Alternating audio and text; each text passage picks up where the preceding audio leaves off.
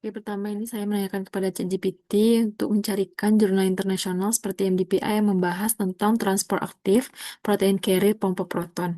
Nah, di sini saya ditunjukkan beberapa jurnal dan saya tertarik kepada jurnal yang berjudul Plant Plasma Membrane Proton Pump One Protein with Multiple Function. Nah, di sini saya menanyakan lagi kepada ChatGPT rumusan masalah yang terdapat di jurnal tersebut. Nah, lalu ada eh, beberapa yang diberikan kepada ChatGPT dan saya tertarik kepada yang nomor dua, yaitu bagaimana mekanisme regulasi molekuler pompa proton ini khususnya melalui fosforilasi dan interaksi dengan protein lain dapat memengaruhi respon tanaman terhadap kondisi lingkungan yang merugikan seperti kekeringan, salinitas tinggi, suhu ekstrim, serta serangan patogen. Nah, di jurnal ini dijelaskan pada halaman 2, eh, pompa proton PM hidrogen ATPase merupakan protein integral membran yang sangat penting dalam membentuk gradien proton atau proton motive force. Aktivitas enzim ini diatur secara ketat melalui modifikasi pasca translasi, terutama fosforilasi dan defosforilasi. Pada bagian jurnal ini menjelaskan bahwa terdapat beberapa situs fosforilasi penting, misalnya pada residu 947 di isoform A2, fosforilasi pada residu ini menciptakan binding site untuk protein 1433 yang kemudian menstabilkan bentuk aktif pompa dan mengurangi inhibisi. Sebaliknya, fosforilasi di SER 899 atau SER 931 justru menghambat aktivitas enzim. Nah, dengan demikian kita dapat melihat bahwa mekanisme fosforilasi ini fungsi sebagai cycler on-off yang menentukan kapan pompa proton harus aktif atau tidak, tergantung pada kebutuhan fisiologis tanaman. Saya pada halaman 7, em, di sini dijelaskan bahwa tanaman dengan tanah dengan kadar garam tinggi, ion natrium berlebih akan mengganggu keseimbangan ionik dalam sel. Untuk mengatasi hal ini, tanaman mengaktifkan natrium atau hidrogen antiporter SO1.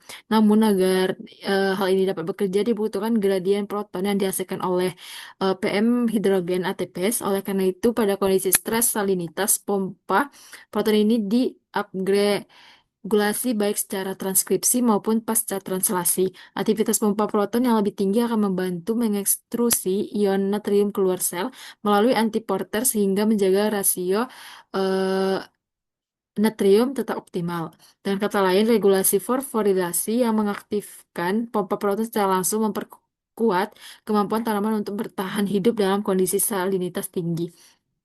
Selanjutnya saya menanyakan lagi kepada ChatGPT perihal jurnal pembanding.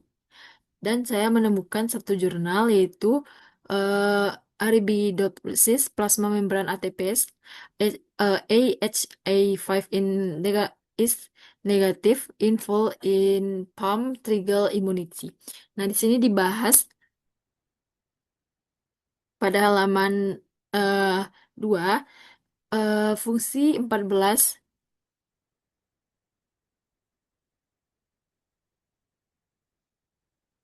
eh, penulis menjelaskan bahwa secara detail bahwa fosforilasi residu treonin menjadikan kunci untuk membuka situs ikatan protein 1433. Nah, fungsi 1433 di sini yaitu menstabilkan pompa proton dalam bentuk aktif, menjaga agar gradien proton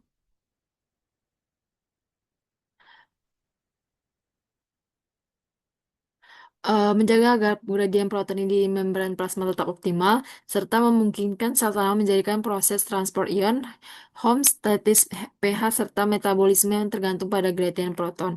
Selanjutnya pada halaman 3, eh, menekankan bahwa regulasi eh, hidrogen HTP sangat krusial untuk respon terhadap stres biotik maupun abiotik. Dalam kondisi normal, pompa proton membantu transport nutrisi dan pertumbuhan. Dalam kondisi stres, regulasi berubah aktivitas atau inaktivitas dapat menentukan apakah tanaman berhasil mempertahankan homeostatis atau tidak.